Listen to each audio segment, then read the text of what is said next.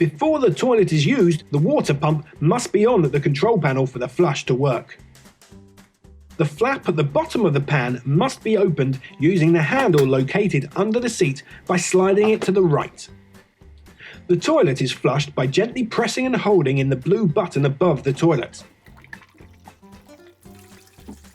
After all the water has drained into the cassette below, close the flap back up. A small light will appear next to the flush button when the toilet cassette is full and needs emptying. It's worth noting that the toilet seat rotates for extra legroom. You have 2 toilet rolls supplied. If you require more, please do not put any premium paper into the toilet as it will make your cassette hard to empty.